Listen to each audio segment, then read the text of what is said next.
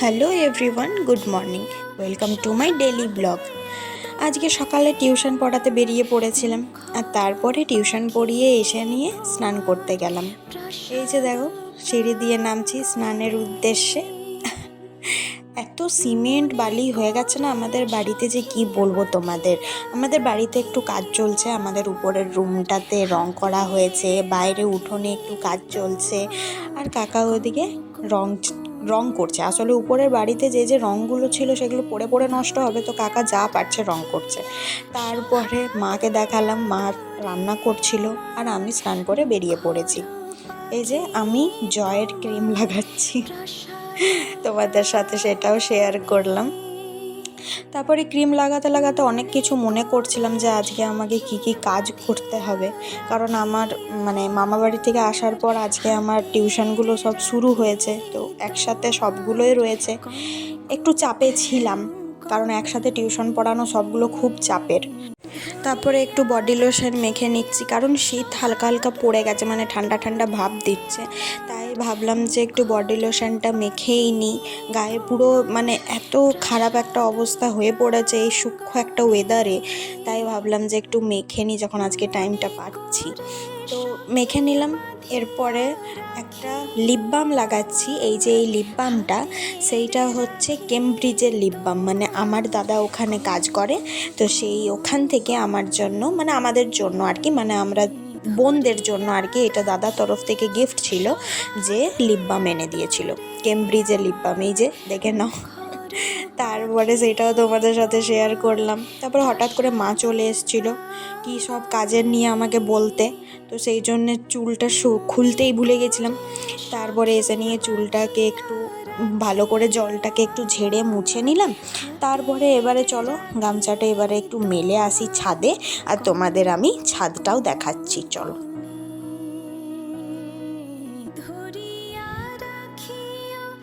এই যে ছাদ উদ্দেশ্যে চলছি, দেখো দাঁড়ো, তোমাদের আমি ছাদটাও আমাদের আজকে ঘুরিয়ে দেখাই। অবশ্য তোমাদের আমি যখন প্রথম ভিডিও করি তখন তোমাদের আমি আমার ছাদটাকে দেখিয়েছি, তো তাও আজকে আরেকবার তোমরা ছাদটাকে আমার দেখে নাও। এই যে ছাদে সমস্ত কিছু মেলে দেওয়া হয়েছে, আর আজকে সেই রকম রোদটা নেই, খুবই হাওয়া দিচ্ছে, তার সাথে মেঘলা করে আছে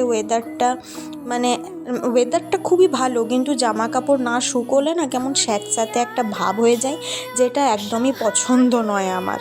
হ্যাঁ, এই যে দেখো হালকা একদম মেঘলা যে এই সময়টাতে তা নয়, আমি এই সময় যেটা চান করে নিয়ে উঠলাম সেই সময়টাতে কিন্তু অতটা মেঘলা ছিল না, হালকা একটু রোদ দিচ্ছিল, কিন্তু হাওয়াটা কিন্তু প্রচুর দিচ্ছিল।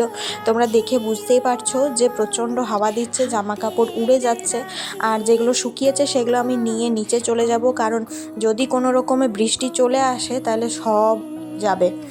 এই যে তারপরে মা চলে এসছে আরও কি জামা কাপড় মেলতে। আসলে আমি মামাবাড়ি গিয়েছিলাম কালী পুজোতে, তো সবই নতুন নতুন জামা, দুর্গা পুজোর জামাগুলো নিয়ে গেছিলাম পরার জন্যে, তো সেগুলো মা বললো হালকা করে ময়লা হয়েছে তো একটু কেচে দিই, বেশি কাচার কোনো প্রয়োজন নেই। তাই মা কেচে দিয়েছে, আর ওগুলোকেই আমি এখন ক্লিপ দিয়ে আটকে দিচ্ছি, কারণ প্রচুর হাওয়া দিচ্ছে, কোনো রকমভাবে উড়ে তুড়ে গেলে বাস আমার আর নতুন জামা কোন দিকে চলে যাবে বলা যায় না।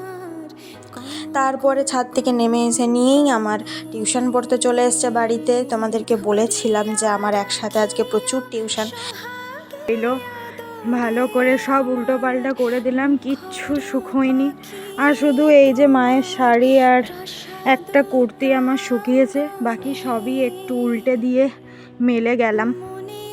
তারপরে আবার বিকেলে বেরিয়ে পড়লাম পড়ানোর জন্যে। এখন বাজে 5টা, আর 5টার ওয়েদারটা দেখো তোমরা, কী রকমের হাওয়া দিচ্ছে। তারপরে আমি নেমে গিয়েছিলাম একটু ওদেরকে পড়ানোর জন্যে, ছাদে ছিলাম। তারপরে এরা নিজেরা বললো ম্যাম ছাদেই বসো, খুব হাওয়া দিচ্ছে, তো আমরা আবার ছাদে চলে এসেছিলাম। কিন্তু ছাদে যে এসে ওয়েদারটা দেখলাম মনে হচ্ছিলো এক্ষুনি বৃষ্টি নামবে, আর পড়াতে পড়াতে বৃষ্টি নেমেও গিয়েছিল। আমরা সব কিছু দৌড়ে দৌড়ে নামালাম, যদিও আমি নামাইনি, বাচ্চাগুলোই নামিয়েছে, কিন্তু তাও বৃষ্টিটা খুব জোরে এসেছিলো। তোমরা হয়তো বুঝতে পারছো যে বৃষ্টিটা কত জোরে পড়ছে। তারপরে ঘর যাওয়ার একটা চিন্তা রয়েছিল, আর আমি ছাতা আনতে ভুলে গিয়েছিলাম। এই যে দেখো বৃষ্টি বৃষ্টি থেমে গেছে। তারপরে আমি আমাদের পাড়ার যে জগদ্ধাত্রী পুজোর যে প্যান্ডেল হয়েছে সেই প্যান্ডেলটা তোমাদের সাথে একটু শেয়ার করে নিলাম। দেখো কি সুন্দরভাবে সাজিয়েছে আমাদের সরকার পাড়ার দুর্গা মন্দিরটা। আর এত ভিড় ছিল যে আমি যে মন্দিরে উঠে তোমাদেরকে ঠাকুর দেখাবো সেইটাও আমি সুযোগ পাইনি।